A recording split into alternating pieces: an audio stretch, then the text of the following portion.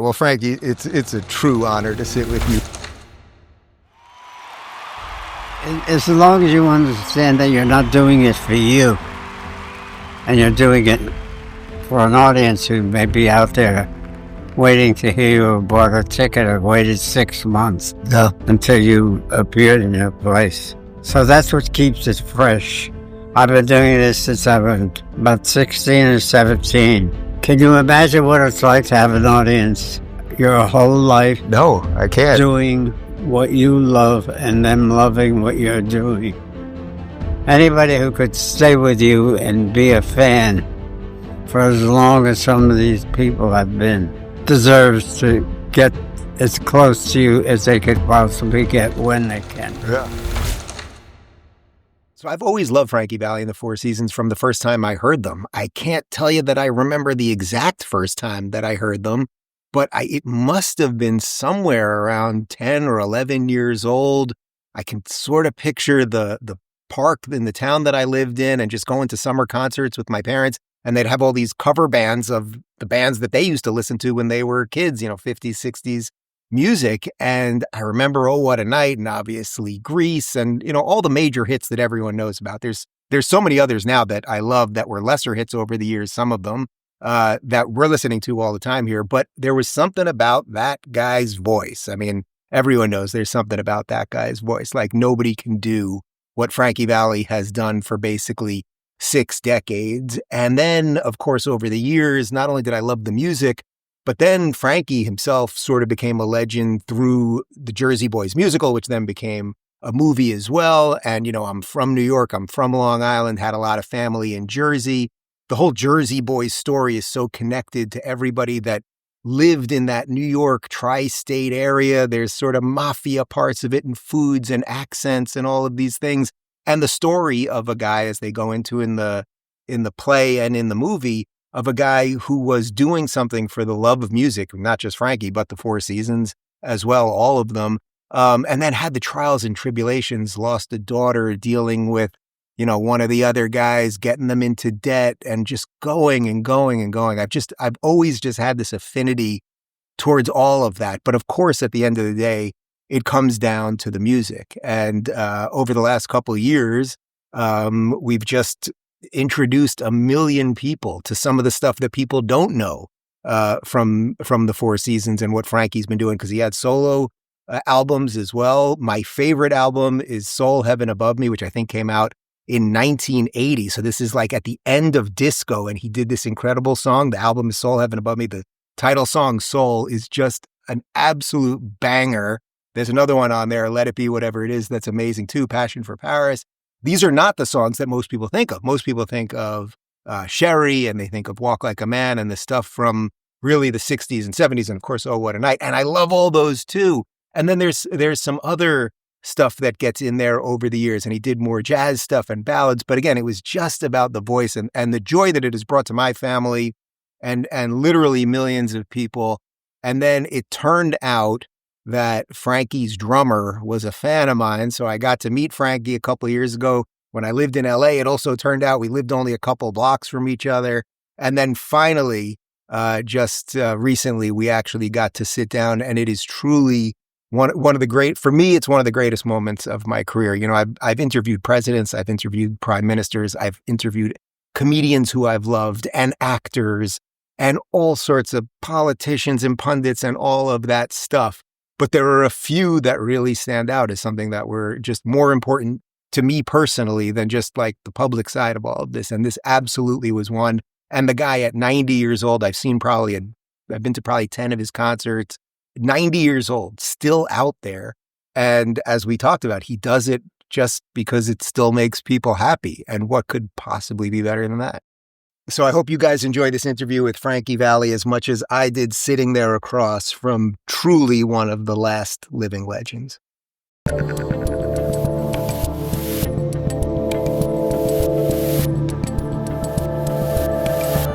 All right, well, Frankie, it's a true honor to sit with you. My audience knows how much I love you and how much joy you've brought to my family and literally the entire world. So I was thinking, how do I do an interview with Frankie Valli right after the sound check and before the show and everything else. And I know you don't do too many of these.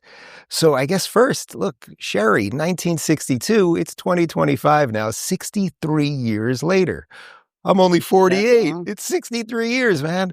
Like, do you feel as much love for it now as you felt then? How has that changed over the years? The love of the music as long as you understand that you're not doing it for you, and you're doing it for an audience who may be out there waiting to hear you, or bought a ticket, or waited 6 months until you appeared in your place. So that's what keeps it fresh. And is it as exciting for you personally every morning? Like when you wake up, I mean, you had a gig last night and then you get on the bus. I saw the tour bus and then here you are again and you got another one, I think, tomorrow. Right. Well, it's always exciting. I've been doing this since I was about 16 or 17. And can you imagine what it's like to have an audience your whole life? No, I can't. Doing what you love and them loving what you're doing. It's amazing. And I told you, I've been to probably a dozen of your shows, and I see grandparents now who saw you back then now with their grandkids, and they equally love it. It's incredible. Well, because of Jersey Boys. Yeah. It's caught on with little kids and younger kids. So we get a mixture in the audience. What do you think 1962 Frankie Valli, or even before that, the kid that was under the lamppost that you talk about in Jersey Boys, what do you think he would think about Frankie Valli in 2025 still out there? You think he would believe it? Well, he'd probably think he was just dreaming. And do you like being on the road? Do you like actually going to all these cities? Traveling. But I do love performing. For me, I mean, that's really what it's all about. And it's crazy because I've seen you do this where the women are still coming to you and you're still touching all the hands and they love you and you're blowing the kisses and the whole thing. They deserve that much. Anybody who could stay with you and be a fan for as long as some of these people have been deserves to get as close to you as they could possibly get when they can. Yeah. And they literally do it. I mean, you're touching hands and everything. What do you think about how the music has changed over the years? That obviously it sort of came out of sort of 50s, almost doo-wop. And then you had a disco phase too. I was telling you, my kids love soul. And then even the later stuff in the 80s, there's a couple great songs on there. Did you find there were times that you've enjoyed it more, you enjoyed the music more, or was it always kind of going? It was... What we did is we did what we liked. We weren't following any particular trend of any sort, and probably were innovators. I mean, Sherry was so different from anything else that was out there. Or Walk Like a Man. Yeah. What did it feel like that day? So Sherry becomes your first #1 hit, and you had changed the name of the band many times, band members in and out, the whole thing. Like, do you remember thinking, holy cow, like, we actually did it? Well, I thought I was dreaming all this, and then you realize that it's happening and how great it is for you. Yeah, it's really kind of beautiful. And what do you like the most now? Like when you're on stage, is it a particular song that you like doing the most now, or do you kind of feel it out with the crowd? I like the build up and the way we place the songs in this show, and some of the things that sometimes the audience hasn't heard. How often do you mix it up? You got to do it at least a couple of years of doing what you've been doing, and then start going back to the drawing board. Yeah. We're just about ready to do that. Yeah. Oh, is that right? So what does that mean to you to go back to the drawing board now? Well, it's going to be exciting to put together the show and try to make it a little bit different, but still have the essence of everything that it originally had. Yeah. What about being in the public eye all these years? Do you enjoy it? Is it something you care for anymore? Was it fun back then and different now? It is different, I think. Sometimes the public takes advantage, but you've got to understand that what when they are taking advantage, it's probably something they've never done before, and they don't know exactly how to do it. Like they'll wait until you They can't do it your put it way. in your mouth, and they'll come and ask for a picture or an autograph. Well, I told you right before, the one time I bumped into you, you were at the supermarket thumping a watermelon and you thought I was completely insane and you're wearing a mask. It was during COVID. And I tell you this crazy story. You said, okay, kid, okay. As if I was, just anybody, which I guess I am. So, what are you looking forward to tonight? We're looking forward to just having fun with the audience. It's always exciting, as I said, to work. And we haven't been here in a couple of years, so this should be really nice. Yeah. You like coming to Florida? This is the free state of Florida. One of my favorite places. Yeah. I mean, we work probably more in Florida than any other state. So the other state that I know you love, obviously, is Jersey. Do you get an extra bump when you go home? How do you feel when you go home? Jersey is in your blood. If that's where you're from, wherever you're from is in your blood. Yeah. I'm from Long Island, so it's just a slightly different accent. But it's still, there's something about it that's incredibly special. So I'm rewatching Sopranos right now, and I'm in the middle of season 5. You're about to come in, and it's kind of funny because they reference you a few times in the show, and then you come in, obviously not as Frankie Valli. Were you watching it and like, I've got to get in this thing? How did that even happen? I did want to. I auditioned for it. Yeah? Yeah. Did they, I assume you basically got the gig when you walked in the door. The part I auditioned for, they said, just didn't feel right for me. And that they would write me in. And they called me a couple of times after that. But nothing really came of it. And I said to myself, until they send the paper that I have to write my name on you were going to get contract, I said, I'm not even going to give it a second thought. Do you like acting? Did you like that when you were doing it? I love it. Yeah. And it was almost not acting in a way, right? It seemed like you guys were all friends and it's what you are. You know, you need to apply a certain part of you in acting. Yeah. It's not straight ahead. Don't look to act, react, and do it in your way as you are what you are. And is jazz your main thing now? I know you had a jazz album that came out last year. I love jazz. It started out that I never wanted to be a pop singer. Is that right?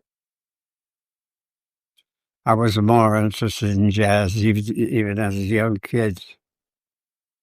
And did you always have the voice? That's got to be the most boring question I could possibly ask you. I thought everybody had a voice. But who was the first person? Do you remember who it was or when the moment when you were like, holy cow, this is special, what I've got? Well, it took having a hit to realize that somebody recognized something that was going on with you. Did you realize it, though? Or it was just you needed that outside thing? Well, I did realize it at that point. Yeah. Yeah. Wow. Well, Frankie, I know you got a big show tonight, so I don't want to take up too much of your time, but I'm telling you, man, you have brought so much joy to my family, my life. We play your stuff all the time. I'll even show it to you. This is the most played playlist on my Spotify it is the best Frankie Valli. We created ourselves 3 hours and 8 minutes, and we've got some of the live stuff. We've got the old stuff. We've got when you guys got back together. I think that's around, when did you get back together? Around early 80s maybe for a little bit? Yeah, I think it was. Yeah.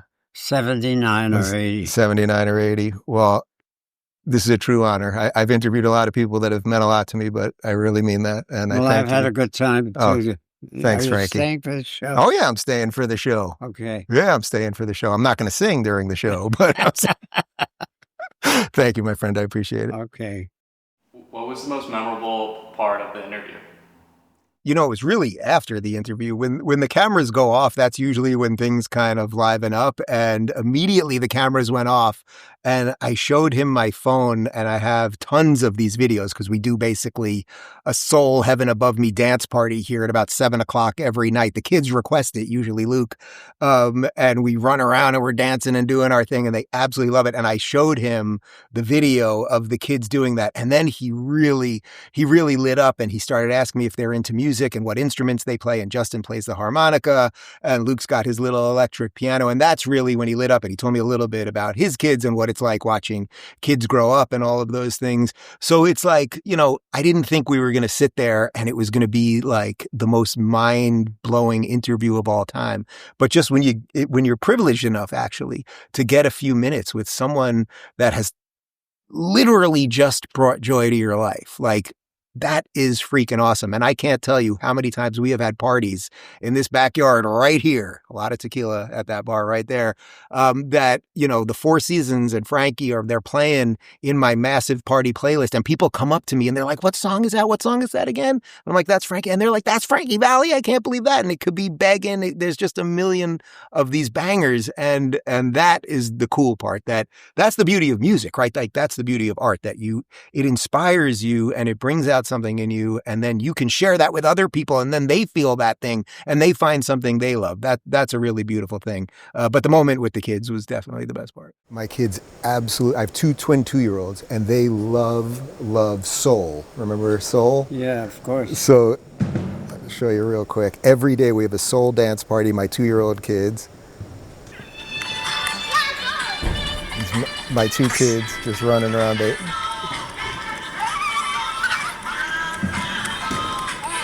And they just love it. I really enjoy them because they don't stay small. They don't stay small forever?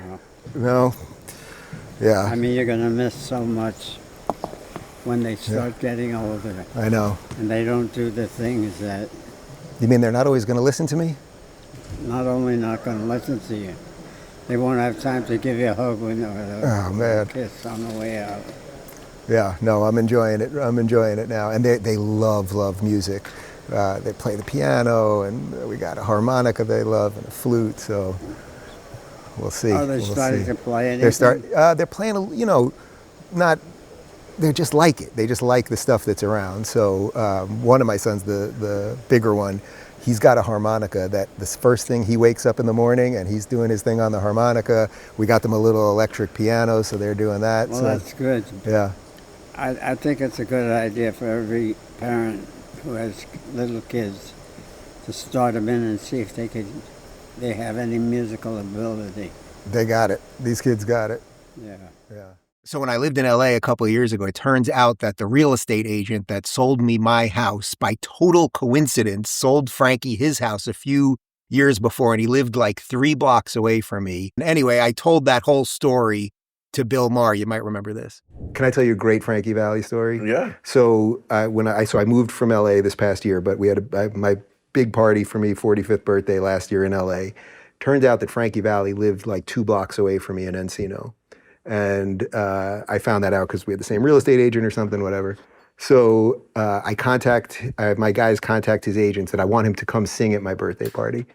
And I was like, I'll give him, I don't know, $10,000. You can literally lip sync Grease. Just come. You can stand in my bedroom on the balcony. You don't have to see anybody. You don't even have to say hi to me. Just come. Do Oh What a Night. Just get, literally $10,000. You're in and out in 10 minutes, literally. And of course, they wanted $100,000. Yes, so whatever. And I know it was nuts, but I don't have that kind of money. So whatever. They say no, it's fine. So anyway, it's that day. It's my birthday. It's on a Saturday, and I have to go get orange juice. So I go to the store to get orange juice. And I'm standing in the fruit section, and who's there thumping a watermelon? Frankie Valli? Frankie Valli. And the universe spoke to me because I didn't need him to show up anymore. And I walked over to him. It was right when, COVID was still happening. He had the mask and everything. And I just said, Mr. Valli, I know this is nuts. And it's like when people come up to you and they get all like whatever. I've met every one of my heroes, every athlete that I've cared about. Really? I've never gotten nervous in any way. Like I love you. You've But like, you did for Frankie but I'm not Valli? nervous now. You know, But you did for I was Frankie having trouble Valli? talking. So he looked at me, and I was literally like So sweating. you and made this whatever. offer in the market? No, I didn't make the offer. I knew it was Oh. done already. But the point of the story was that it gave me what I needed. Whatever I like, it was like the universe was just like, oh, you wanted this guy to show up. It was insane. But there he is thumping a melon, and it was enough. So I babbled something. I don't even know what he said. He looked at me. He probably couldn't even hear me because the freaking masks and everything. And he goes, "Great, kid, that's great." And then turned around. And I was like, you know what? That was whatever it was that I wanted, whatever it was that I needed there, it was enough. What's a core memory you have with one of Frankie's songs? Oh my God. I mean, there's so many outside of the dance parties, but I would say one main one that actually I think has probably been seen millions of times on Twitter is that when our dog Emma, about 5 years ago, when she was rolling into her last couple days, we were obviously taking a lot of videos and pictures of her, and she was pretty sick, 16 years old. She lived an incredible life. And the day we knew that we were going to put her down that afternoon at 4 p.m., we gave her last, what turned out to be her last tomahawk steak bone, and we put her in bed, and she was chewing on it, and we played Who Loves Ya? And, well, take a look.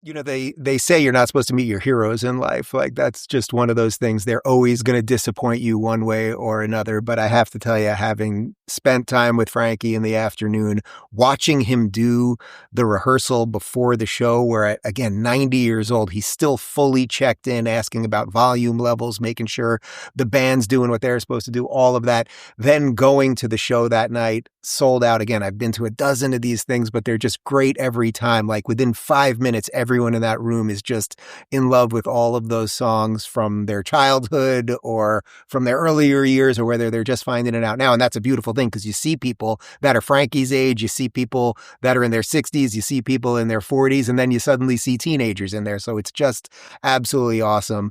And then, speaking of absolutely awesome, I actually got the shout out during the show. It doesn't get much better than that. Frankie. Come on, we can do better than that, I'm sure.